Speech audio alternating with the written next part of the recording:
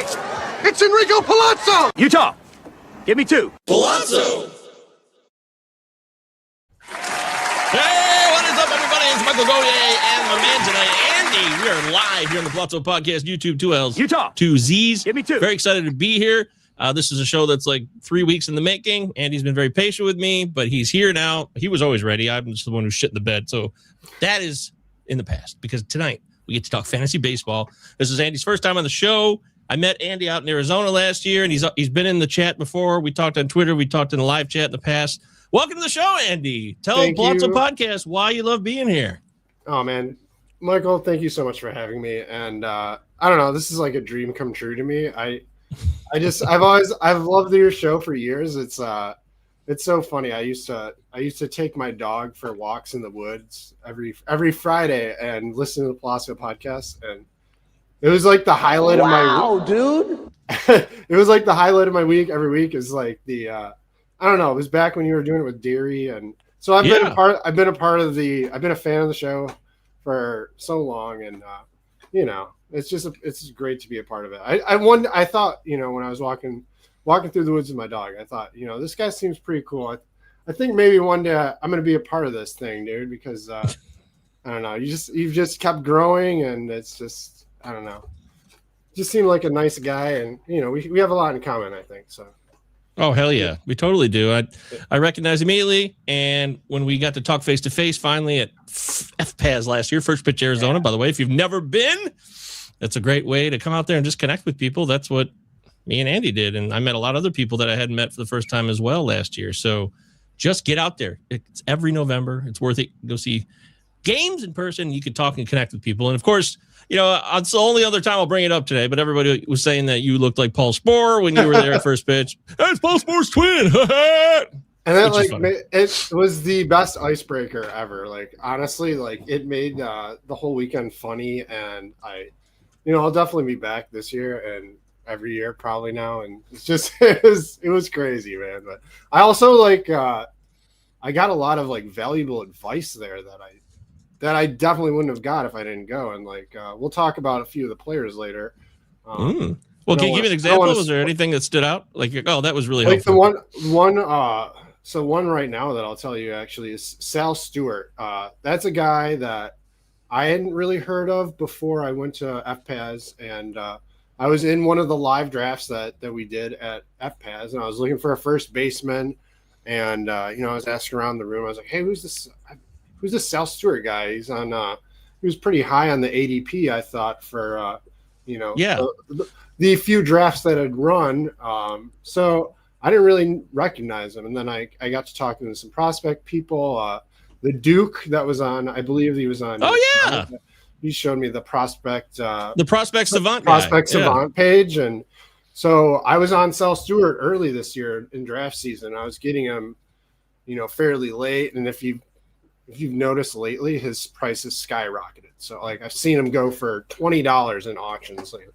And he's had a great spring, and that's a guy that I've just been on all off season, and that's looking like I got a great deal on him. So yeah, thank you FPAS and Duke and everyone Shout out to all the guys there. Duke, Prospect Savant's great page. Go check it out. It's basically his own creation of Savant stats, but it's for minor leagues only. Really good stuff. It is gives awesome, you kind of an insight. I forgot about that. I'm glad you brought that up. It's one of my favorite new tools to use. I've never, I was never like, that's probably my base weakness, I think, in fantasy is learning about and knowing about all the prospects, because it's just, there's so many of them. There's so many teams. Like I know the Tigers prospects a little bit, and I'll usually have a few of them on my teams, but it's tough to keep up with all these teams. And there's so many players, and so it's great. That's why I count on the people that already do that. Right. Like there's plenty of them in the industry. You can't cover everything all at once. You're right. It's just best to rely on some people who can cover other areas, because these niches exist for a reason. And it's really honest of you to be, straight up like that. Just keeping it real. Andy's keeping it real here on the Pallazzo Podcast, 2 L's, 2 Z's. We are live, so we'll take your live chat stuff along the way here. Give me 2. Of course, let's fire up the music here for the business time. Get things grooving. My favorite part. It's time to groove. Flight of the Conchords. Still a show staple. One of the greatest shows.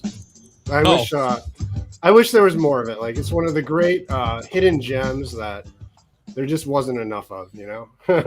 Look at this. Great show. Carlos saying Andy's the man. Thank you, Carlos. Hey! You're the man too, Carlos. It says Carlos. So are you like an internet Carlos? Like you're just an avatar Carlos? Is that what that means? It's AI. Or is that your first initial? He's AI. We got AI bots here in the live chat. Listen, it's real simple. It is opening day week. That means Bozo Fest, our annual blowout on Wednesday night. So we're not doing it Tuesday. We're doing it Wednesday night. There's going to be one baseball game. It's the Giants and the Yankees. And while that's on, we'll be here. Everybody was plowing through. Andy pop in. Everybody's be popping in. And people get kicked out, and we bring more people in. And we're just going to celebrate the season. It is here. And we're really, really, really going to cherish this 2026 season because there are dark days ahead, Andy. Yeah, I love Bozo Fest. I watch it every year. It's you always have a lot of great people on there.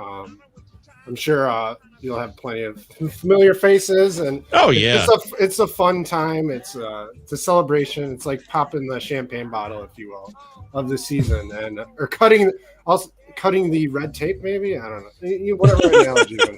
It's like it's great. Hell yeah, it's great. We're gonna have a great time. So everybody, 7:30 p.m. and it all starts Wednesday night, and then we'll just keep grinding until the show just peters out, whenever that is. I don't know, 11 o'clock. We're making predictions. Last call to get on the record. You can all get on the record in the live chat of that show as well. Otherwise, that's pretty much it. We got a few more drafts coming along, I'm assuming. You got any other drafts left, Danny? You all done? So I got 2 more scheduled for tomorrow. Tomorrow's going to be like a draft-a-thon for me. And they're both NFBC OCs. So $350. Big championship on the line. I have never joined a NFBC league for one of these big contests. Really, I played on a bunch of websites, but as you know, the laws like kind of prevent. It's a little difficult for the people in Michigan to join. So, but I found out that there's ways that you can get in there still. So I got in a couple, and I can't wait to be a part of it. So. Oh, it's gonna be sweet, man. That's awesome. Yeah, I'm really excited. I got a couple drafts to go still, so I'll be grinding out on those tomorrow. And everybody else who has a draft, don't forget that we're here for you. We serve at your pleasure. We're here to make a difference in your lives. So make sure you check us out tomorrow. I'll be on again with Russell Withers. He's gonna be popping on. He tries to do an annual appearance before the season starts. So we're hoping to squeeze him in tomorrow night. That'll be fun. And then Bozo Fest. And that's pretty much it. So everything else you can find out on your own. Why don't we get into leading off?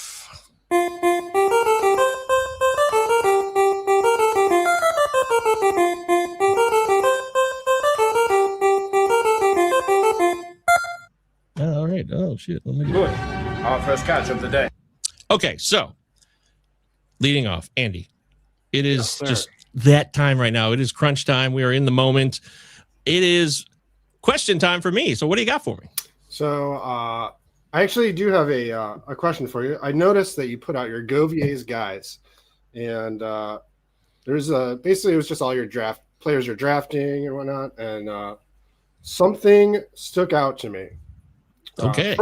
First off, a preface. I'm going to ask you about the closer prices of fantasy drafts. I don't know if you've noticed, but they're through the roof. Like, and I don't really understand it. Like last year, you don't like paying?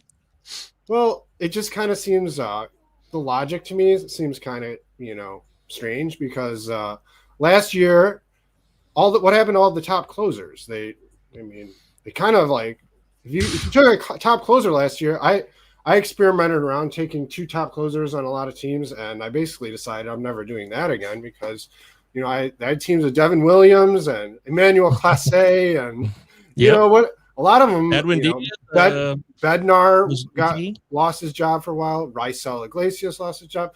So to me, all that says is the position's volatile, and it's top to bottom. It's volatile. So I thought that the prices would kind of go the other direction, but actually they just got more expensive. So I don't know. How are you attacking the closer position this season? Do you have any plan, or are you just kind of? Well, it depends on the situation. You know, a draft can change on you quickly. Yeah. I don't usually like to pay for saves, but the last couple of years, I've liked to get one guy, like one real reliable guy I can trust. Like last year, Hader was that for most of the year until he faded out the end. And I took Hader in a few leagues, and I felt safe. I didn't have to worry about shit. But I also missed out on Andres Munoz a lot last year, and he would have been gold if I had waited a little bit later. So you just never know, man. Shit's going to happen. Devin Williams lost his job last year and was shit. Now he signed a free agent deal with the Mets, and the Mets are going to rely on him big time. So he's the man again. He'll bounce back? We're just going to assume that's going to happen? I mean, think he will bounce back. I think a lot of these guys that just had bad years are going to bounce back and are going to be fine. I think even Hader is probably going to be fine once he gets back to getting the job. I've seen Brian Abreu go for a lot of money of fab already, and that's fine. That's fine. But I've seen people blow like a quarter of their fab budget on it already. I don't know if that's going to be. Wow, dude. Yeah, that's what I thought too. But hey, do you know this guy, Mr. Detroiter 1000? Can Andy make some quirky sound effects and play some catchy jingles too? I think that's my friend Bill, I believe. So hey, Bill, welcome. Bill, it's great to have you here, man. Where you been at? If you're we're local Detroiters, both of us, me and Andy. Yeah, he's my buddy. He's not going to listen to any information that I'm telling you. He's probably just going to auto draft his team and ask me who to pick up on waivers. So that's fine. That's awesome. He's nearly into fantasy baseball, and anyone that I can get in fantasy baseball, I'm just all about that. So. This show is all about that. We love bringing people into the game. Absolutely, Andy. We got a quick comment from Chad here. He came in right away. He wants to know, he's got this tough situation. So he's got Wilson, Wynn, and Lee, and a pipeline of Aiden Miller, Andres Salas, Elian Pena, guys that I don't even know, barely know, and more first base. I just have Eldridge and Casas. So would you trade Wilson, Uribe, and Bayo? So Wilson, Uribe, and Bayo for Harper, or roll with Goldie at first until Casas or Eldridge figure it out? Well, I think I don't know if I would even, because I think it seems like to me that Eldridge, it's kind of a surprise that he wasn't up. So I think that means he's going to be up fairly soon. I would imagine, if you believe what cynical Giants fans say, which I'm in Discords. I see a lot of cynical Giants fans, and they say that they're just manipulating his playing time, so or his service time. Not surprising. So I don't know if I would. I mean, Uribe. I'd like Uribe, and Bayo's. Bayo I like Bayo a lot. I don't know exactly the league context. Like Bayo could be like one of your rock solid starters if it's like a 15-team league, if it's a deep league, if it's. So I don't know. I think I would just roll with Goldie until one of them figures it out. Personally, I like Eldridge, but I'm a very tentative trader. Like I like to. I don't like to make trades but it's usually because I drafted the guys and I want to try to stick with them as long as possible before I go selling guys. So I would hang on, and I think Eldridge is going to be up sooner than later. Me too. I'm pro Eldridge all the way. I think Goldie, his value is going to be at the beginning of the year because he's an older guy, and like they're probably going to give him, like, if he's got any juice left, they're going to squeeze it out of him at the beginning of the season. So that makes sense. I could buy that. That's what I'm thinking. Chad,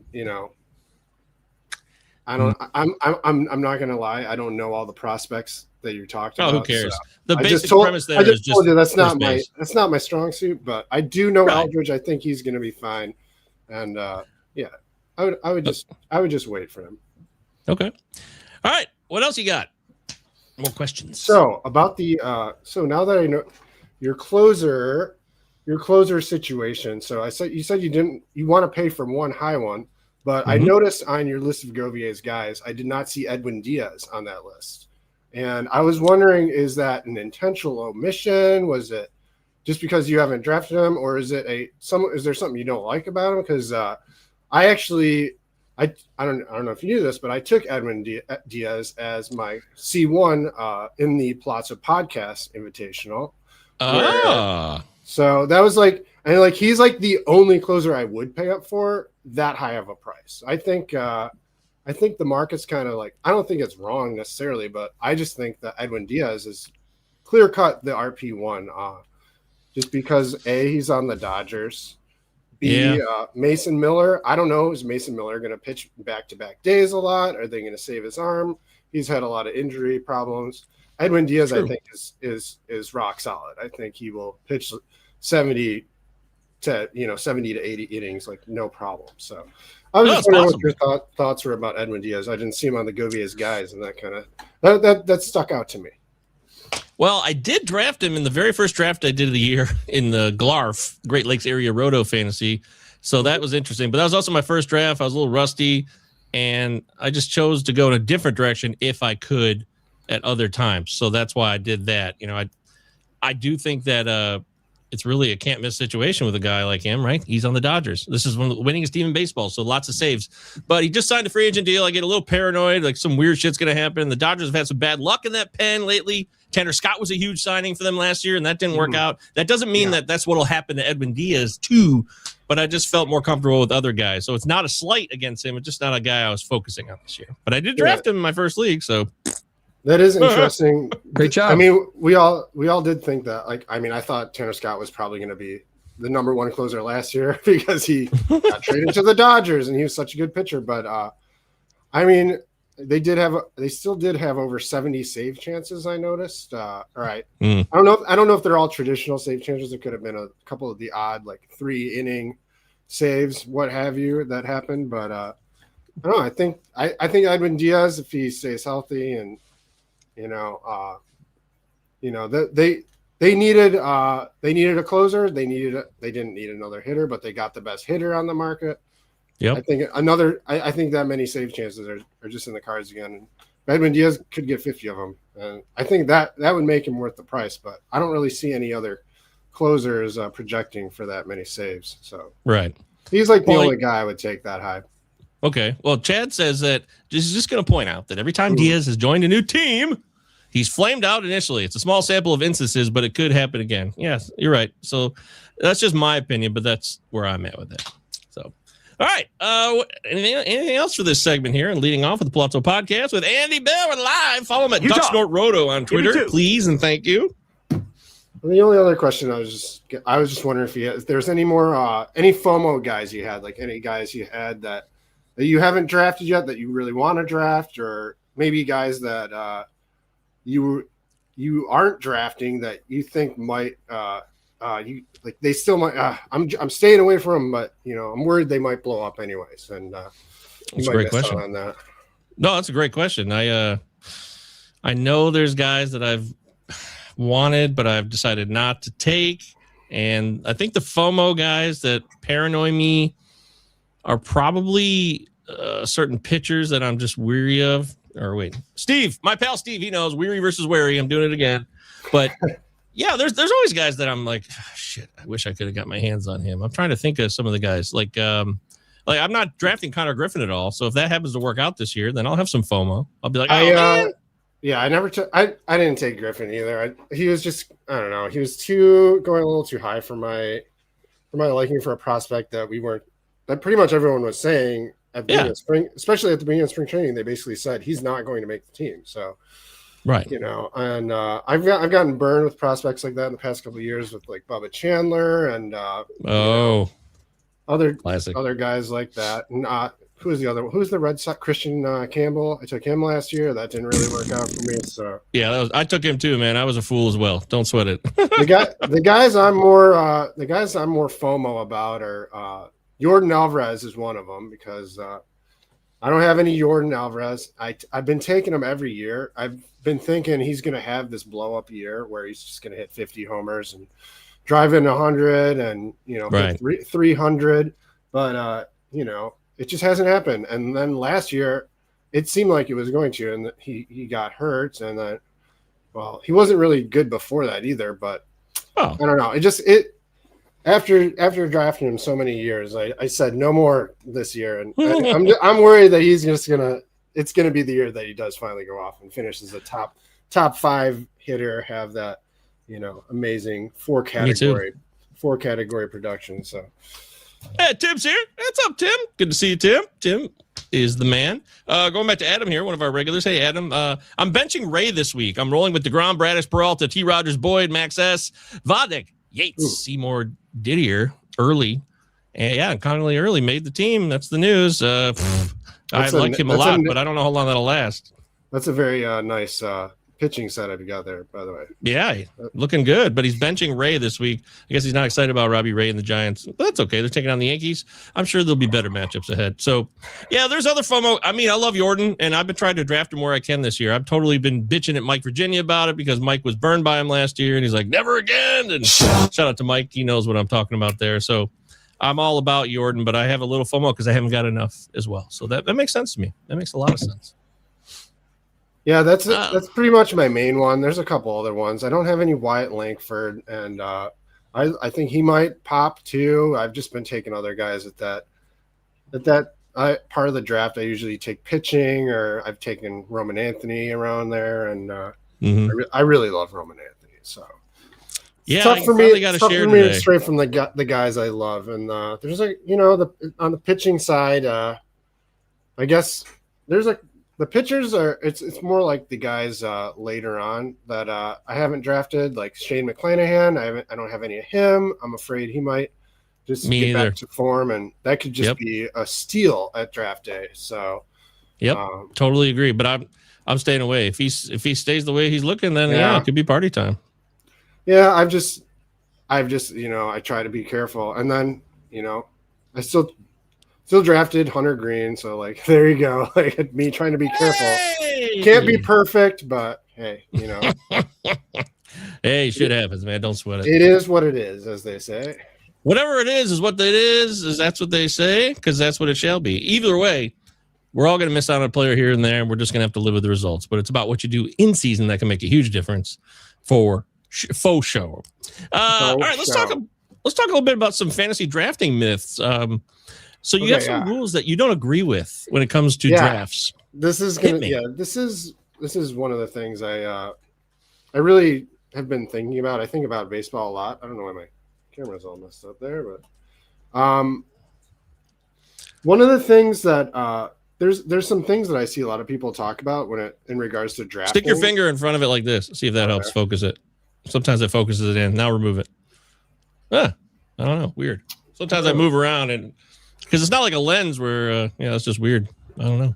Anyways, I can hear you fine. There you go. There you go. I think it's back. That's all right. And we're back. The things I say are more important anyway. So you're damn right. Just listen to my words. Just listen. But really, so I call them fantasy drafting myths, I guess you could say. It's basically things that I hear people say a lot, or rules to really strict rules that they draft by. And I don't necessarily agree with all of them, or I don't necessarily follow them when I draft. And I basically think there's a lot of ways to win in this game.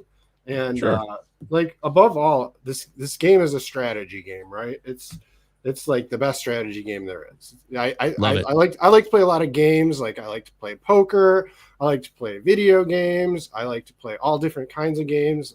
Risk, board games. Whatever. Oh, Risk. So to me, like this is just another game that I like to play, and like the players and the builds and whatnot are like they're kind of like building like a character in like a video game or something like that, or like an army in a video game, and you want to have all these pieces fit together. And like one of the things, so like one of the myths that I got that I see a lot of people pretty much living by in the drafts is this 80th percentile rule, where you have to hit the 80th percentile of each category in order to win your league. And it's great in theory. Like I understand the theory. Yes, if your team manages to score in the 80th percentile of each category, and you're perfectly balanced, and you're probably going to win the league. Like the amount of points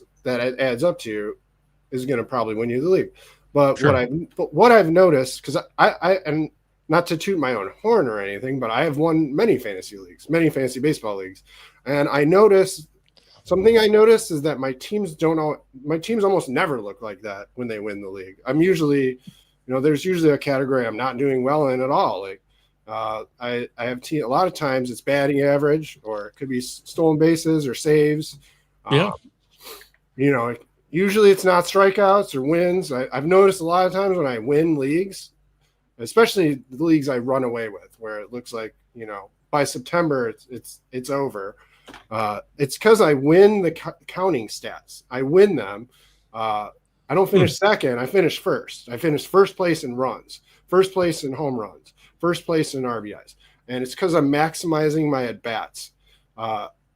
That's, I think, the thing that, like, these projections, that's kind of ties into my second myth, and that's the myth of using projection tools to as a rigid structure to build your roster by, because they don't really take the in-season management into the equation. Right. So, like, when they don't really they don't really maximize the at-bats. A lot of times these projections, they'll project 400 bats for a player that, is obviously going to get more, or they don't factor in, like, if it's a platoon player, they don't factor in that, you're going to bench the platoon player, especially in, like, NFBC lineups where you can set your lineup twice a week. They don't really factor in the projections that you're benching Kerry Carpenter when there's 3 lefties in the week, and you're playing a guy with good matchups. And so if you use those projections to try to hit that 80th percentile, a lot of times, you're staying away from these guys. You're staying away from the Kerry Carpenters, and you're taking away the ability to, use your strengths in season to, like, actually maximize those at bats and, like, get them squeeze the most out of your players. So like what I really focus on is, like I said, the run score, the counting stats, the at bats. Home runs, a lot of times they correlate. I don't focus as much on batting average. Steals lately I've kind of been more focused on. You weren't as much before. Not as much. Like, I really wanted power, and but I also I thought you used to be able to, like, get more steals guys off the wire and they'd be more impactful, I feel like, because but now with everyone stealing bases, you kind of gotta get that base of stolen bases. But, like, the thing when I'm drafting hitters, especially, like, I don't really focus too much on average. Like, especially if I'm in a draft and I'm putting in my projections and I'm low on average, you can't panic and take Luis Ariz or, one of these Jacob Wilson or one of these one category average guys just because you're low on average, because that's going to bring everything else down. And so what I try to do, I just focus on my strengths. That's personally, that's what I feel. Because you need to keep that average up, though. So, like, if you have one guy who can make a big difference in average, a lot of guys have power. For example, I need to bump this average up a bit. You would hope that the power from the other guys would balance that out. So, like, yes, I do, like if you do a build that is built for that, yes, you can do that. Now, when I'm drafting, I'm drafting balanced players generally. Like, I'm taking, as many 20-20 guys as I can. Sure. A lot of those guys are going to have good batting averages anyways. Like, one of my favorite targets this year is Geraldo Perdomo. I love where he's going. Last year, if he hits even 80% of what he did last year, he's going to be a value. And he does have high batting average. He's basically the player that we've wanted Luis Ariz to be for years. We've always said, what could Luis Ariz be if he hit homers and stole bases? And we basically saw that last year with Geraldo Perdomo. If you pull up his StatCast page, it looks a lot similar to Luis Ariz. He's slow bat speed, high contact, low K rate, but he hits it over the fence, and he does. he stole almost 30 bases. So yeah, look at that. It's right in the places where I like to see a hitter's StatCast page, which is basically I want hitters that make contact. Like so like also like James Wood then. I don't actually have any James Wood, but he's another one of the FOMO guys. I feel like he could put it together. He could put it together and just have a monster season. But like, yeah, he's not on any of my teams. But also with batting average, it's a very swingy stat. So a lot of times these guys we think are going to hit like 220, they don't. Like Kyle Schwarber started hitting like over 250, basically, and just 1 year, like he just had I think it was 2 years ago where, you know, he had been hitting around 220, but he still put up the power, the counting stats. And I always like Kyle Schwarber, and I would take him, and he would go pretty late in drafts, you know. And then once he hit 250, that year he hit 250, oh man, he exploded. And he was so valuable. And I would have not had him on my team if I had been very, you know, focused on batting average. And like, I don't mean to not focus on batting average. I just don't take a player off my draft board, you know, because of their batting average, or I won't, if I like a player and, you know, the only thing I don't like about them at that point in the draft is their batting average, it doesn't mean I'm not going to take them. Like, sure. It's basically, I think it's a stat that can swing a lot from year to year. And it's like, if a lot of times when you're counting on, like if you were counting on Luis Arias last year for batting average, he didn't get you enough batting average, really. We were counting on a plus 300 bat, and I think Perdomo actually had a better average than Luis Arias. And you know, he was available last year. Yes, he was available off waivers in the first couple weeks of the season. And a few years ago, Steven Kwan was a guy like that was available off waivers. A lot of times there's a couple, if you get them quick, they're available very early, but like there's usually a couple batting average, you know, patches for your team like early in the season if you can grab them. So most def. Yep. I agree.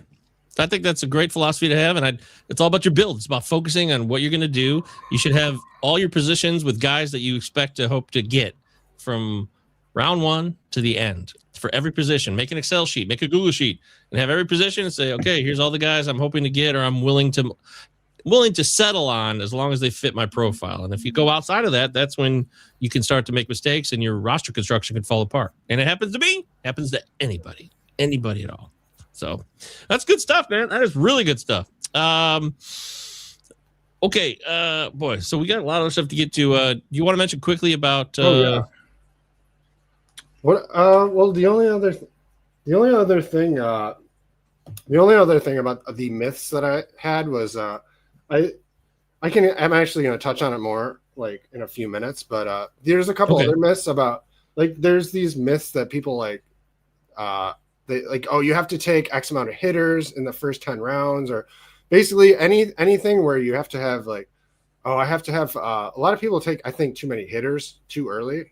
I'll expand on that when I talk about like my draft strategies, but and being balanced. But just like, you don't have to, you can do anything. And one of the people, Steve O'Swervey, Stephen Goodwin, he's He's a great fantasy content creator. He's got a great website that tracks all the he does the NFBC leagues, and I've seen him on other shows and at First Pitch Arizona, and he points out that you can win in a number of ways. So I think the most important thing is to be balanced when you draft. You don't have to start off your draft with 3 hitters, or 5 of the first 6 picks have to be hitters, or if you don't have to start out pocket aces or whatever. So there's a bunch of ways to draft. And like the third myth that I want to bring up is the myth that people have about catchers. I don't know why, but like sometimes people like they have these hard fast rules about catchers where, oh, you have to draft, you can't take too early, you can't take an early catcher because catcher is bad. They're all bad. So just take take the 2 last catchers and you'll be fine. And there's other people, no, you have to take 2 early catchers. You have to take them early. And it's like, okay, well, you don't have to do any of that. Like you can take one early. You just find the catchers you like. Yeah. I try to find some at every point in the draft I like. And I like, for instance, I've taken, Drake Baldwin and Sal Perez in the top 100. I've taken, Ben Rice and, Drake Baldwin. I've taken 2 top catchers. I've also waited and, taken Dylan Dingler and Victor Carantini. So because I think there's guys, I think there's guys that are gonna like. I just don't think you're gonna pigeonhole yourself if you just like hold to one of these hard fast rules. Like you got to stay open. You gotta like stay open to all the possibilities because every draft is different. Sure. And oh yeah, no doubt about that, man. That makes a lot of sense. So just basically don't follow these hard fast rules every draft. You gotta be water. You gotta fill in the cracks. And it's like you just go with the flow, if you will. So I like that. Every draft is different. You're damn right it is. It's all different. I respect that. That's very cool. I think it's a lot of fun to make your draft whatever you want it to be. And as long as you can put all the stats together, it doesn't matter how you do it. But there's only so many ways to skin a cat, as they say, even though I don't know what that saying means. But I do think planning your draft and how to keep it balanced is something that can get real out of control real quick. You could be, all right, I love these picks. I got my base guys here. I got a couple of starting studs at pitcher that I like. I got that closer. And, oh, shit, it's round 12. I don't have a first baseman, and things are getting dicey. You can't lose sight of those things. And everybody knows this. Everybody who's listening or watching, they draft. They love drafting, and everyone's got their own style. But these are just friendly reminders, especially for newcomers. If you're new to fantasy baseball, these are good tips. These are helpful. But anybody can use these. Anybody. Oh, yeah. I mean, I think – obviously, anyone's like, I think you have to plan out your draft. Like, you shouldn't just go in cold. You shouldn't go in ice cold. But your plan can go out the window pretty quick. I've noticed. Like, I did my first auctions this year, and holy moly, I didn't realize what I was getting myself into. I thought, I spent all week planning out little, prices for everyone and thinking, oh, here's the first baseman I'm going to get. Here's how I'm going to fill my power, my speed. And like, it just, I didn't realize how I was going to go. People were going for so much more than I thought they would. And so I thought I should save my money. And then I ended up having too much money at the end. And so it's crazy. And that can happen in snake drafts too. And I feel like I'm a little more experienced at snake drafts, but right. You got the reps. The ADP changes too. Like you could have a guy pegged for, you pick 200, you think you're going to get him at the 200th pick, and he could go 50 picks above that. And then, that can switch other people's plans. And all of a sudden, you got to pivot. So it's very tough to plan, to make a rigid plan and hold to it. But, Mr. Troy wants to know, speaking of catcher, should Big Dumper be a number 1 pick? I think he's messing around, or is he serious? Number 1 overall, or just like a first rounder? I don't have any big dumper. I don't. But I bet this guy does. Sam loves Seattle. He probably does. What's up, Sam? I love Sam. Best game show host ever, by the way. Yeah, lock it in. But yeah, I think in the end, there's a lot of fun ways to play this game. I love fantasy baseball. So let's talk. Let's talk a bit more about. Boy, okay. I want to get as much of this as we can. Where do you want to go next? Your call, because you put together some good work here. Oh well, I guess I could just talk about how I draft a balanced team, how I plan my drafts out, basically. Okay. So basically, this is for like a 30-round draft. Okay, 30 rounds. 5x5 roto. Like what I try to do is the main thing I try to do that I don't see other drafters do is I want to be different than everyone in the draft. I think if a lot of people do I think, like I said earlier, people take hitters too early, too many hitters too early. So I usually try to fill my pitching staff. Like that's one thing. is I feel like pitching is kind of like underappreciated almost in fantasy. Like having a deep pitching staff is so helpful for your team through the whole season. And, the categories count just as much as hitting categories, basically. And they're just as important. And pitchers get injured so much more often than hitters that if you basically every draft, I want to be the first one to finish my pitching staff. And by that, I mean, I want one closer and 6 starters before everyone else. Okay. I want 6 starters that I know I'm going to play every week, pretty much for any matchup they have. And then 6 starting pitchers and a closer.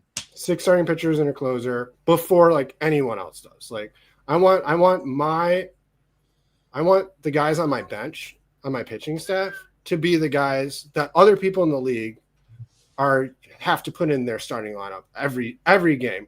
That way I'm able to play the matchups more. I'm able to hopefully build up more strikeouts, build up more wins. And like the goal of my team, like my strategy is to build up those wins, build up those Ks, and then play those matchups. Because the matchups, really playing the matchups, that's what keeps your ratios down. You don't have to worry about starting,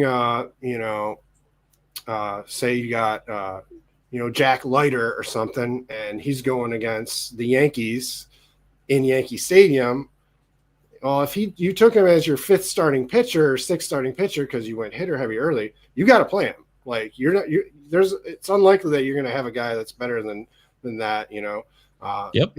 And especially if you got a guy hurt, you drafted Hunter Green, or you're waiting for Rodon to get back or something. Like you're really putting yourself in a corner. I think when you get, especially one thing like early on this season, I noticed a lot of the pitching schedules have come out, and I've employed this strategy basically on all of my teams. And I have 6 starters going on this short week on almost all of my teams. So I know a lot of people probably there's maybe one team where I think I have Lodolo, where I don't know if he's going to play or not. He had a blister, but I'm going to get a head start on strikeouts, wins, and these pitching categories over a lot of players in the leagues where they might only have 3 or 4 starters to go on this short week. And the best pitchers, they're going to pitch the most again. Like this is going to happen again after the All-Star break, where there's going to be a short week where, the aces are going to go again. Essentially, you're basically you're going to get more starts out of these top pitchers too. So I want as many of those top pitchers as I can. Basically, the way I kind of do it is I want 5. Like after 10 or 11 rounds, it's not exactly 50-50 split, 5 hitters, 5 pitchers, but I want to be very close to that even ratio where usually around if I got 6 hitters and only 4 pitchers after 10 rounds, I'm probably taking a pitcher or 2 to get that even number. And obviously you're going to have more hitters on your team because you start more hitters. That's going to you're going to draft more hitters, but I do want as many the starters. I basically want to fill my starting staff for anyone else in the league, and that's going to give me a leg up on pitching. Absolutely. I don't have a problem with that. I think you want to make a difference with pitching. Pitching comes and goes. We get a lot of injuries. People fall off all the time, but the next man up. So there's a lot of ways to grind on the waiver wire to make up for lost ground. If you go pitching and you really focus on getting those 6 pitchers early before everybody else gets theirs, and you lose some of those guys, you got to be prepared to spend the money on Fab. And I'm glad you brought up Fab too, because I've noticed that when I do stay balanced, as balanced as possible, it opens up your Fab abilities too. Because if you have if you spent a bunch of money or draft picks on 2 early closers or 2 or 3 closers, and one comes up on the waiver wire, you don't even have you can't bid on that guy really, or vice versa. If you if there's a guy that say you have a position that you need, and everyone else also wants that guy, you're gonna be fighting the whole rest of the league for him. Yeah. So like you basically just want to keep yourself you're open to any possibility during the season, during the draft. You don't know how the rest of the draft is going to go. You might see a pitcher or a hitter might fall later, but you didn't take enough pitching, so you can't really take that hitter that fell that you really like because you've waited too long to take pitching. Yep. So it's tough. It's really tough to do because a lot of times the hitters are the thing that scream at you during the draft where this hitter looks so perfect for your build. Oh man, this guy's, it fits right in perfectly. Steven Kwan would be. I took Sal Perez earlier. Steven Kwan would be perfect for this team right now. But you got to sometimes just fight that urge, and you just got to take the pitcher, and it's gonna pay off in the long run. I almost guarantee it. Like it will help you. It'll make your season management easier. It'll lower your stress levels, especially having to watch some of these pitchers pitch. You don't want to be streaming pitchers. Well, let me tell you, man, when it comes to beards, this beard is rocking. Don't come a knocking. It's a hard beard to keep pace with. We're all trying here, says Sam. That's right. Anthony says, sometimes I forget to draft starting pitchers on my home league. Well, that's a huge mistake, Anthony. You're better than that. Come on. I know that. I want to focus on the point you wrote here. Use StatCast to help make a decision, not make the decision. Yeah, so I like that. So everyone I love StatCast, right? I mean, I love all these fan graphs, Prospect Savant, all these tools, RotoWire. I use them all, but I don't use them. They're not the gospel to me. Like I use my own brain to make every decision I make. I basically use them as a guideline, not as and also especially StatCast. I think StatCast is way more important to me in season, like because these players aren't like the StatCast numbers are from last year that we're looking at. Players are totally different from year to year, and like a lot of players have like similar production, but a lot of players work on stuff over the off season. A lot of players, they might change their swing. They have a different approach, so. Especially early in season, like the first month, that's when I'm looking at StatCast every day for almost every player, like especially the players, on teams like the Marlins. I love looking at teams where like the Marlins and I'll be looking at the Rockies and the Pirates players that are a lot of these teams that we've in the past considered as like bad teams. Like that's how I found Kyle Stowers on the waiver wire, like very early last year. I just noticed he was hitting the crap out of the ball, and yes, he didn't really have any like hype at all, and like he was totally undrafted in fantasy, and his StatCast numbers jumped off the page, and I just grabbed him in a couple leagues, and I grabbed him in the leagues where I needed power, and like that's where I said about I should have been just grabbing him in every league apparently because he was really good. But yeah, like he was awesome. So I use StatCast. Like, I mean, I love StatCast, but like, and I did take like, Ben. I probably took Ben Rice too early in a couple leagues just because that StatCast page like, jumps off the page at you. But use your like. We all watch baseball, like. I've seen it. I don't like. I just kind of like. Think of like I try not to get too bogged down in the StatCast and like the expected stats as much, and just like kind of come up with my own like baselines for players or like ballparks. Like, okay, I think Geraldo Perdomo, I think he's a really good hitter. I think he's gonna hit for a high average, like a plus 280 average. I think he's gonna hit at least 15 homers, and I think he's gonna steal at least 20 bases.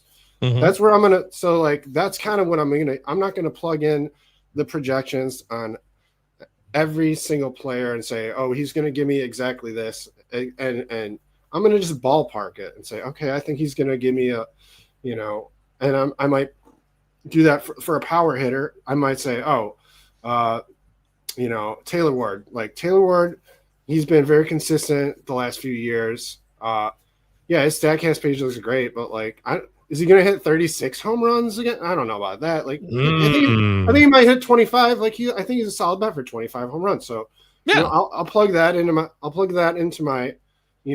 my own projections, which they're basically all in my head. Like, or I'll use pen and paper even, and so that's what I use. I've noticed a lot of the really good players do this too. Like, I've heard a lot of podcasts with a lot of the high stakes winning players. I don't necessarily call them out, but I've heard a lot of people say this, that Sure. you don't want to be too beholden to the projections and the StatCast numbers. Just kind of use vibes too. What do you think? You think a player's going to have a good year just because you think he's going to have a good year? Yeah. Draft him. Just draft him. Do it. And believe in him.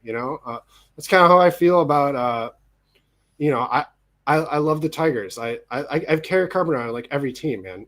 It's because I want to watch I want to watch the Tigers and root for my fantasy team at the same time. And leadoff hitter. And he's going so late in drafts, It's a 30 home run bat. Exactly. And 30 home runs hitting leadoff. I mean, he's not your typical speed guy at all. It's not about that though. He gets on base. He might be their best pure hitter, like just pure hitter. I mean, they were treating him like he was Shohei Ohtani in the playoffs last year. I mean, yes. No, that was only because he basically was for us, because no one else on the team could do anything. But he was the only guy you could really fear. Yeah.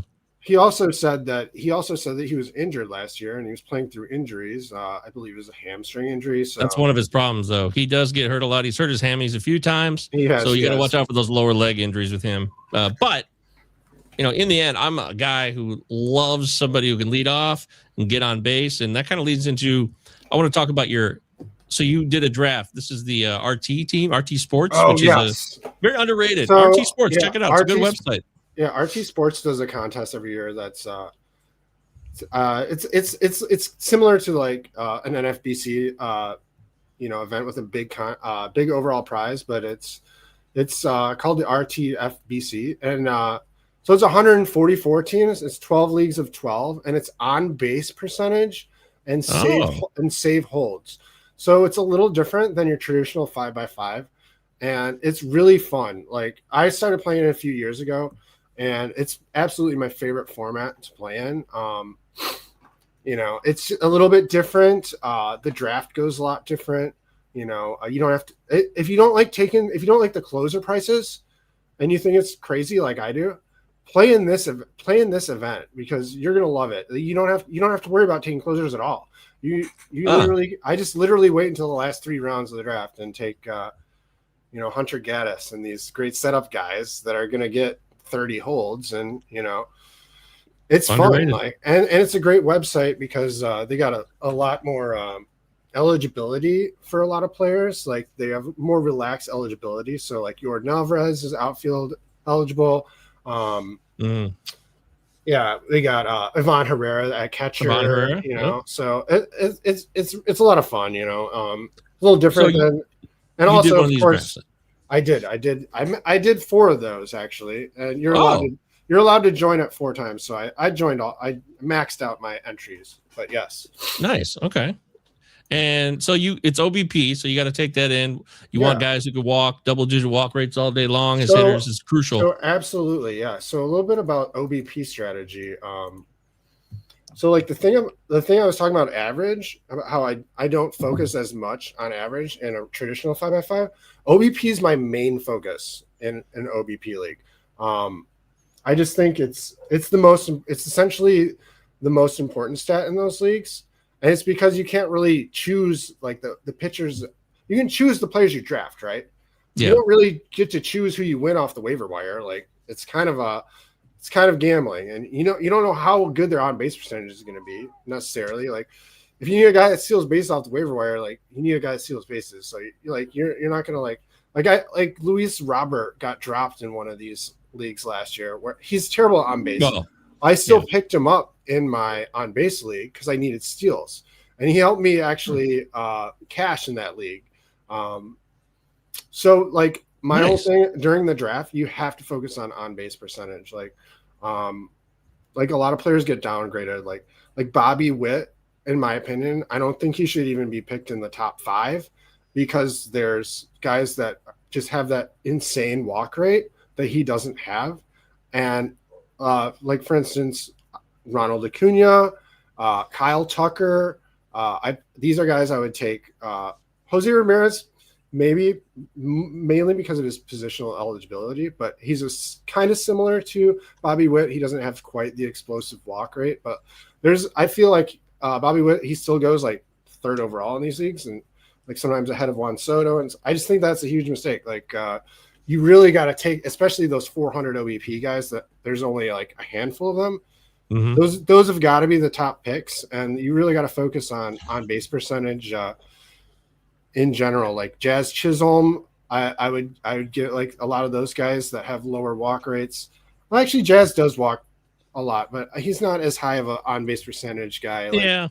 Like I would take like a Ketel Marte, maybe. Like I would swap them. Like they usually go the reverse in traditional 5x5. Ketel Marte has a great on-base percentage.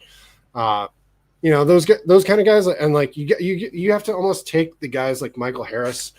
Michael Harris, Luis Robert. You got those guys. I almost take off the board in general.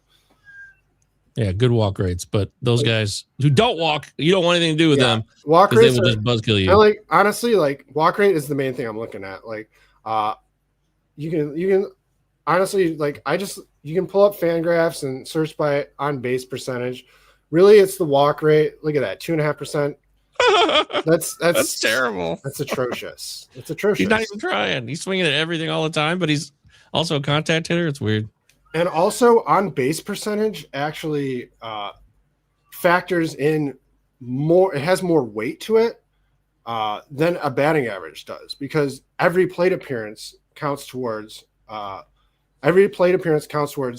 base percentage, whereas batting average, it's not necessarily like that. So these guys that have like so many at bats, like I keep bringing up Perdomo because he's like my favorite player this year. Perdomo had almost a 400 on base percentage last year, and he did that in 700 at bats.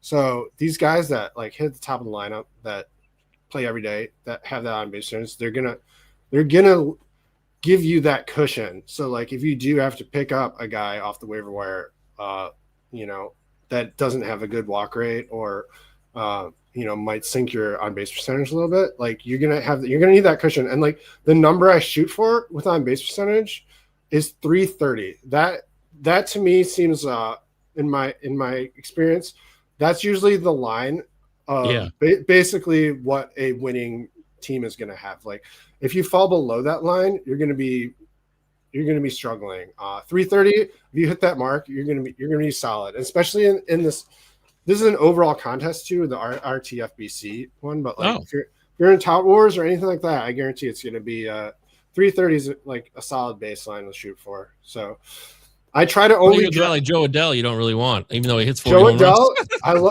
love. That's a perfect example of a guy that I love in 5x5 traditional roto that I totally have off my board in the OBP leagues. And I've seen Joe Adell go pretty much for the same price. If you want a guy like that, like going around the same price, Kyle Stowers, before he got hurt, like I would take Kyle Stowers over him. I would take Taylor Ward over him. There's plenty of guys that are going to hit for power that have better walk rates. You could wait and take a guy like I was going to say Christian Walker, but he's not really he's kind of I'm not really impressed by him, but what I'm saying is there's plenty of guys to choose from, and you're in a draft. You get to choose every player, so don't choose the ones that have bad on base percentage, because there is still plenty of players to choose from that have good walk rates, that are going to do the things you want to do, that are going to steal bases to help you out. So there's basically you got to make like almost a do not draft list, and you got to find the guys that aren't.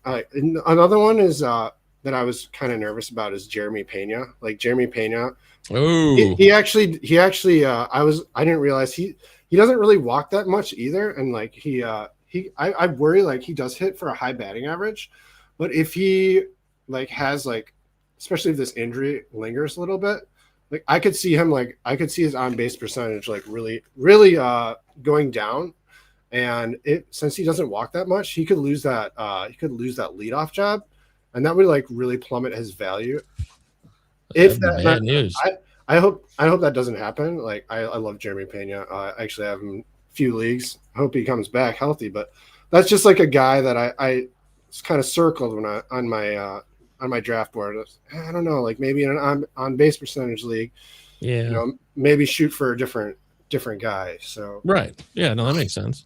So I mean, you're fading average and normal 5x5, right? But that's when the focus is OBP because it's about OBP, like you said. So that makes all the sense to me. And also, I'm sorry, but also OBP is like a much stickier stat than batting average. Like the guys that have those high walk rates, like walk rates are a lot more stickier than like a BABIP. Like a guy with a batting like a Luis Arias type, like a batting average player, they're more reliant on BABIP for their numbers. Sure. Whereas a walk rate, like a guy with a high walk rate, those stay static. Like a guy with an 11%, 10%, 11% walk rate, they're going to have that walk rate like throughout their career generally, unless they really, try to sell out for power or like, really change their approach at the plate. But like generally, like if they're a good hitter with a good approach, they're going to keep that approach. So I think year to year, it's just like it's a stat you can count on more than batting average. Yep. Like a Jonathan Aranda had a crazy BABIP last year. It can't last. OBP could be more reliable because it's plate discipline. It's an eye. You see, usually that player sees pitches better, and OBP can be more reliable in that respect. Aranda's double-digit walk rate. Aranda's great for a great OBP player, by the way. I think he's a great target in OBPs because he does a great walk rate. And, okay. So that's interesting. But then it's also about, you're not taking relievers early on, like you said, but that means that hitters are going sooner. So you're saving all your relief pitching for later because it's holds, right? You can get holds from, a guy that you mentioned on here who I love, Tony Santillan, who is perfect in a Souls league all day long. I love Tony Santillan. He's a great name to bring up too, because when I look for relievers in these leagues, if a closer like falls like really far, like I generally wait pretty much until the last 3 rounds to get my relievers. I'll take 3 or 4 of them, Sure. Depending, because these are also like kind of bigger rosters too. They're 32-man rosters, so there are a couple more spots. So you get a little more playing room, a little more wiggle room. So the main thing I look for with these relievers is do they pitch 1 inning every time they go out, and do they have that do they have that job, like do they have that role, that they consistent role where like Lucas Urseg, Tony Santillan, Brian Abreu, Hunter Gaddis, these guys, they come out, they're like the setup guy or the 7th inning guy. Another one, a great 7th inning guy is Brian King from Houston. Yeah. And a lot of them I've noticed is a lot of them have managers that follow these strict like 1 inning rules for these pitchers, and they want their pitchers to be in the same spot every game, with their team with the lead, high leverage, and I feel like that adds consistency. It's almost like and also you don't really want the guys like Brandon Little was a guy that I had last year, but he often pitched like sometimes he'd get 5 outs in a game and he'd be unavailable for like the next 2 days, or sometimes he'd come in and he'd only get 1 out and he'd pitch the next day, but it was like inconsistent. He was great strikeouts. Look at 30% K rate. Of course, his whip was pretty high on the whip there, but he was a valuable pitcher for me off waiver wires last year. I remember that. He did get a lot of holds and very, very valuable with strikeouts. But like, I really wish I would have had a guy like Tony Santillan. He's got the old school manager with Terry Francona there. Terry Francona's, he likes to have that old school approach where he wants a 7th, 8th, 9th inning guy. I think he was using Ashcraft. I think he converted to a reliever, was mostly the 7th inning guy. So I look for like the roles. I look for the Cleveland, they always seem to do that too. So Cleveland always has a 7th, 8th, 9th inning guy. And like, I just want those guys that are just always going to pitch in high leverage.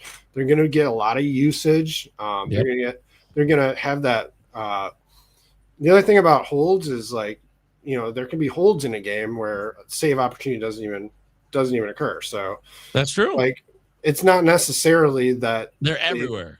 It's not necessarily that closers are even the best relievers in these formats. Like, you really just want a guy like you love to get the high strikeout guys. Like, I really like Brian Abreu. I was really bummed that Ronnie Henriquez got hurt from the Marlins because he was going to be like a prime target of mine this year. But that's a good one here. Jeremiah Estrada, great.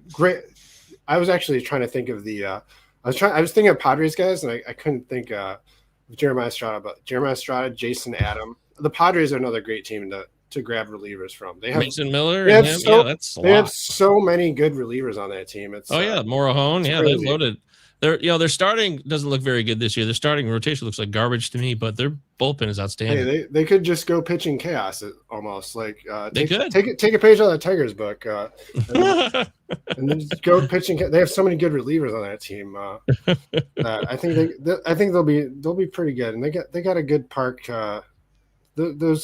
Those pitchers that starting rotation might be a little. I like Michael King a lot, but no, I'm not a fan. He's a good pitcher, but I'm not. The health is a problem. That's all I'm worried about. I agree. I'm worried about his health, but I'm worried. It's such a weird situation with him last year. But well, this has been fascinating stuff. I hope that people in live chat are really taking this to heart and really learning a thing or two. RT Sports, it's another place to go check it out, different venues, but we got a lot of leagues. My home league is OBP. OBP is very popular. I know that all of fantasy baseball was founded on Roto 5x5 average, but more and more leagues prefer OBP because, yes, it seems to be more – it makes more sense to us. It seems more reliable and realistic and an actual value of the player that you're getting. So I'm all about that. But, we wouldn't be having any fun if we didn't do some insane fantasy takes, right? Ooh, yes, my favorite. I'm ready for this. All right, let's do it, baby. You got some in the live chat. Fire them up. Insane fantasy takes. Why you taking that player? Beards. Insane Beards and mustaches. Why you taking that player? All right, here we go. Hit me with your first one. Insane fantasy take. Andy, go. All right, so is this insane fantasy takes? Edwin Diaz, 60 saves. He's getting 60 saves this year. Insane fantasy takes. When's the last time we had a 60 save season? Boy, that's a good question. Was it Francisco Rodriguez, or did someone do it since him? I think K-Rod. Francisco Rodriguez, I believe, was the last guy to do it. 62 and 08. That sounds about correct to me. But Edwin Diaz has 57 one year, so that's not. We've seen him come close to that. That's not crazy. We've seen him come close. I think the Dodgers are finally going to do what we've all. I think they're just going to win like 110 games this year. They're not going to have the injury problems, and they're just going to wipe the floor with Major League Baseball, and we're gonna have a nice long off season to talk about what we're going to do about this situation, this monster we've created, but. Nightmare. While they're going, I'll keep drafting their players, and I love staying up watching them. I love watching the Dodgers. So let's go 60 saves, Edwin Diaz. 60 saves. Lock it up. All right, I love that. Uncle T says Carlos LaGrange is such a monster. Would come out of the pen and Betances. I remember. Wow, you talking about Dylan Betances? That was a great saves hole guy back in the day. He was awesome. That was a lot of fun. All right, I'm gonna hit Andy with one. So I got an insane fantasy take. I would like to tell you that from my perspective, it seems pretty clear to me. I've been doing a lot of drafts. I've been out there grinding. We've been doing shows all draft prep season long. We've gone over and over and over and over it all again and again and again. There's been so many examples of guys that I liked, but then I've kind of questioned as the preseason went along. It's kind of freaked me out a bit. I'm like, I don't know. Is that the right choice? Should I look for another guy at a position who's more stable than this guy? But I'm staying true to it. I think Kyle Teal will hit over 300 and hit 20-plus home runs. I love that. Yes, let's go. Kyle There you Teal. go. I have Kyle Teal on so many fantasy teams this year. And So do I'm so happy because I got Victor Carantini for $1 in my first waiver run. So I like Carantini. I love Kyle Teal. Two Central League catchers that I think are going to get plenty of at bats. And Yeah. Caratini's had a 2-year deal for $14 million, so he's not just some afterthought. They're going to play him. Exactly. I read an article that from a beat writer that Jeffers and Carantini are going to platoon, and Carantini is going to play DH when Jeffers is behind the plate. So I think he's going to get just full. He's a $1 catcher. He's like the last catcher off the board in a lot of drafts. So that's a little player that I'd like to take that you drafters should be thinking about. And great Kyle Teal replacement for the first month of the season. I'm gonna be targeting Kyle Teal tomorrow in those OCs. I'll be taking the discount on him, no problem. Wow, it's so funny to see someone who agrees with me. He just sits in drafts I've been doing over and over again. And I keep taking him. Guillermo's over on Twitter X. Hey, Guillermo, welcome to the show. JJ Weatherholt, Trent Grisham, or Dalen Lyle. If we had to pick between these three, Andy, without knowing any other context, if it's an OBP or what the league situation is, just which of these three do you like the most this year? I'm going with Dalen Lyle here, actually. Oh, I think you can get a little bit of everything from him. I think first off, I think that team is a little underrated. I think they were kind of like sleeping on Washington, kind of like Miami was kind of slept on last year. Everyone thought they were just like I just don't even hear people talking about players on these teams. These guys, like Washington's got there's some players that they got. James Woods. I love Luis Garcia Jr. They got a young Harry Ford's a young prospect that could come up and do something. Dalen Lyle was great last year. He was fantasy gold in the last month. He helped a lot of people win their seasons, and he's pretty like he's 24 years old. Like I think he's like 22. He's young. He's a young dude. He's very young, and he's just like he hits. I think he could hit for a high batting average. I think he's got power. He's got speed. Weatherholt. And they demoted Cruz. Well, exactly. He's gonna have a clear path of playing time. He should hit high in the lineup. Weatherholt. I don't know if I like the supporting cast around him. I'm not sure where he's gonna hit in the lineup. He might hit at the bottom of the lineup. He's a rookie. A lot of times rookies do. Grisham, I don't know if he's going to play every day. So, I think Grisham had a magical season. I don't really like to buy in on a guy that was such a late, like he's been around for so long. It wasn't like that wasn't like a Brent Rooker breakout. Like when he came out, this guy has been around. Like we kind of know who Trent Grisham is. And I agree. I have the exact same opinion on that. That's not good. We're agreeing too much. All right. Give us another insane fantasy take, Andy. Hit us again. Okay. Insane fantasy takes. Sal Stewart, 30 home runs, 30 stolen bases, baby. Have you seen him in spring? He's running wild. Insane fantasy takes. What? 30 from Sal Stewart, the rookie. Wow, dude. That's the big dude. I think we're in the big boys running era of baseball. Like these big boys, people saw Josh Naylor, Juan Soto, these big beefy dudes just stealing bags. 30 steals. What? Josh Naylor had how many steals did he have? 30. And how many of those were just on Seattle alone? 19 of them, I think. And chunk of them. I had him drafted heavily last year, so I'm well aware of when it all came at the end. And it's fun to see. It's just I just think it's so much fun, and I think it inspires these other guys that hey, if he can do it, I want to do it. He's already stolen 4 bases in spring training. I didn't realize that was I didn't even realize that was the thing that he was capable of. And if he's stealing in spring, now the one thing is the one thing that might hold him back is his manager.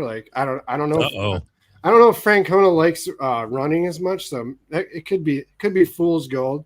That's why it's an insane fantasy take. Because sure. I mean, with Francona being the manager, who knows? Ellie De La Cruz might not even get 30 stolen bases the way The way he doesn't let Wow, them run. The way he boy. doesn't let them. But for fun, I'm gonna say Sal Stewart 30-30. Let's go. Uncle T wants to bust you up. He says, hot take, Sal Stewart's a bust. Well, we all know that Uncle Ted is like, very prophetic man, and I'm sure he's probably going to be right. But He is. Yes, he loves his prophecies. I'm sticking with funny. Sal Stewart. I like him this year. I think he's I mean, he has shown nothing but legitimacy as a hitter so far in the minors, and a little taste of last year. One more from me. I will tell you, everybody out there, Insane Fantasy Take. I'm going to tell you that Brendan Donovan will score 100 runs for the first time in his career in his new home in the Pacific Northwest. Insane Fantasy Takes. There you go. 100 runs for Brendan Donovan. 100 runs from Brendan Donovan. And how many stolen bases and home runs combined? 11. Yeah, I mean, if he hits 10 home runs, that'll be nice. But if he's scoring 100 runs, that means he's playing a full season, and he could hit 15 if all goes right. But it's probably more like 10. It's all about for me, Brendan Donovan is a guy who hit the top of that lineup. I'm hoping they see him as a good leadoff hitter who can get on base because he has a good eye, too. I mean, he doesn't have elite walk rates, but he's been pretty good at OBP. And he also has a career. I mean, this doesn't always translate to fantasy, but he has a career WRC plus of 119. That's a well above average player. That's and he's 120. That's a rock solid player. He's the perfect guy I would take in. Like, he's a 15 team guy for me. Like, I would actually look at him in the RTFBC OBP leagues he's actually like, he is a very good on base percentage player, and so I think he could actually drive in some runs too. Like, I think if he scores 100 runs, I think he could drive in 70, 65. Agreed. And, I like that. If you're in a 15 team league or an on base percentage league, especially where he goes, like in those 12 teamers, like he's gonna be pushed down, and you can get him as like one of your last starting players. So I don't think that's that insane even to say it. I don't even think that's insane. I might have to discredit that because it's not insane. I like that. It's too logical. Too sensible fantasy takes. Anthony wants to get it on the record. Govier, Joey Weimer's my breakout season. Now, I'm pretty sure that Anthony, you're pushing this because he plays a lot of AL and NL only leagues, and Joey Weimer, he came up in 2023 with Milwaukee, had a decent showing, and we haven't seen really shit from him in years. Coffee. I remember he was he was a guy on my radar a few years ago, and it seemed like the void was kind of filled by what's the outfielder? I can't think of his name on Milwaukee. Who? Jackson Churio? No, not Jackson Trio. I'm sorry. I'm drawing a blank right now. It doesn't matter. Sal Frelick. I think Sal Frelick kind of filled the position that I thought Joey Weimer was going to have, and Sal Frelick just did it so much better. So maybe a change of scenery for Joey Weimer could be good. He's up there to start the year, so he got a chance. If he's anything at all, he's got to do something with it now, or this is the end of his career. I'm calling that. Lock it in. All right. Here's one from Romo. Better than Aikman, 392, one of our regulars. And my outperforms Yamamoto. That is an insane fantasy take. That truly is, without question. I'm locking that in. I love him, profile. Yeah, I haven't gotten much shares from him this year, unfortunately, but I like that. Houston's rotation has been rebuilt in a new way. Mike Burrows is in town. Amai's there now. They got rid of Framber. He's with us now. So, Houston might have benefited that. Losing Framber might not hurt them much, really, but we'll see. Yeah. I want to get one more from you. Give me one more sweet, delicious. Okay. Insane fantasy take. All right. This is a homer take too. I think Jack Flaherty, Captain Jack, is going to be a top 20 starting pitcher this year. 200 strikeouts, 3.30 ERA. Sub 110 whip. Let's go. Jack Flaherty. Insane fantasy. Wow. Holy cow. I'm locking that in. That is, he could put it all together. We've seen him do real well in spurts, and then he shits the bed. He doesn't seem to put one complete season together. And he's hot, he's cold, he's hot, I think he might be like one of those Aaron Nola types that he has a good year, he has a bad year. Like Blake Snell, he has an up year, he has a down year. Well, this year he's got who's he got in his ear right now? Justin Verlander. He's got That's true. He doesn't have all this pressure on him. He's not the number 2 starter anymore. He's got a little bit of the pressure off a little bit of the weight off his shoulders. So I think that's going to help him. I know he's going to give you the strikeouts. And I just Definitely. I don't know. I just think that, like I said, it's kind of a homer take. It's more like, yes, I really hope this happens, but I think it's in the realm of possibilities. He's given us top 20 seasons before in the past. I don't think the skills are bad. I think it's I think a lot of his problems are luck related. He gives up hard contact. If he has a good BABIP here, I think he could provide that great value for you. So I'm taking him at the end of a lot of drafts this season. All right. I love it. I would love that for the Tigers. That would definitely help. Sammy's checking in. Here's his own homer take because he's a Seattle guy.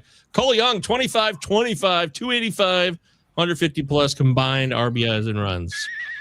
Sam smoking some of that good ganja up there in the Pacific Northwest.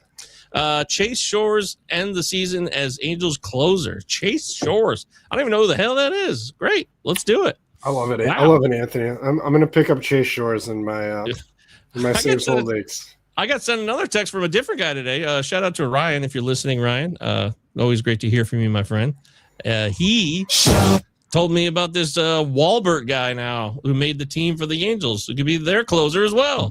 Walbert, what's his face? You hear about this guy today? The last day, Walbert Urania. Yeah, this is the newest guy who made the Angels roster. He's young. He might be their closer now. So who knows? There's like 5. Jordan Romano, Kirby Yates. Who knows? I was just going to say there's about 5 names I've heard projected as the Angels closer this year. And actually, in the Pallazzo Podcast Invitational, I took Kirby Yates, I think, in the 20th round, and that was my plan. I was going to just take Edwin Diaz and then throw a bunch of darts at the crappy closers, if you will. So I got him. Taylor Rogers for $1 in Minnesota. There you go. Another one. Yep, exactly. That's what I've done a lot. If that one doesn't work out, then I haven't lost much, but I do have enough invested for it to slightly matter. Uncle Ted also says Andrew Fisher. He's been saying this for the last 6 weeks. Andrew Fisher is this year's Nick Kurtz. All right, we got you locked in, buddy. But lock it in. Wow, that is crazy. Well, I got to tell you, man, hour and a half flies by quick. It's been a lot of fun kicking it with you, man. We got to cover a lot of ground. It seems like everybody really responded to you. People said, come back. We want Andy back. So we'll definitely have you back. I would love to be back. Absolutely. A lot of insight about how to play and keys to winning and how you should do certain things. Yeah, I love player analysis. I love talking about the players, but like the game itself, man. Like, oh man, especially in-season management. I'd love to hop on and talk about some of the in-season management strategies, because I think there's a lot of strategies that when you're setting your lineup that you can use to get an edge, and how to correctly chase categories and whatnot. So like, right, I'd love to be back. Any advice I can give, I think I love it. Anything I can help. You're the man, Andy. I really appreciate you making the effort today. Everybody Absolutely. follow Duck Snort Roto, please. Andy's Yes. your man.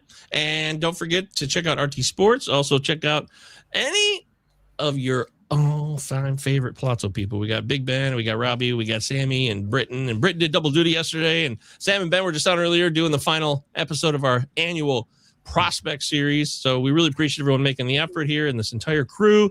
Mr. Detroiter says, great podcast, highly entertaining and very informative. Andy needs his own sound effects, though. Yes, he does. You're right. We'll have to come up with one. We'll have to find the right one. Great job. But for now, great job. Covers it. Everybody in the live chat, thanks for doing what you did. I'll be back here tomorrow night with Russell one time. And then we got Boza Fest Wednesday night starting at 7:30 p.m. Eastern time. We'll go for as long as we want Wednesday night as the Giants and Yankees kick off MLB 2026. He's Andy. I'm Mike. Go. Thank you for being here, Andy. Good luck on your drafts, guys, everyone. Bye, everybody. Carlos Delgado. Excellent choice. Too bad I got him 3 rounds ago. You're still on the clock. Oh, shit! You gotta do something. We need a name. Hideki Matsui. You just took my whole outfield. Sorry, Charlie. What is this? Debbie, What the fuck is this? it's our fantasy baseball draft. We said no wives. Your fantasy what? It's our draft. The fantasy baseball. I told you all about this. Got Matsui.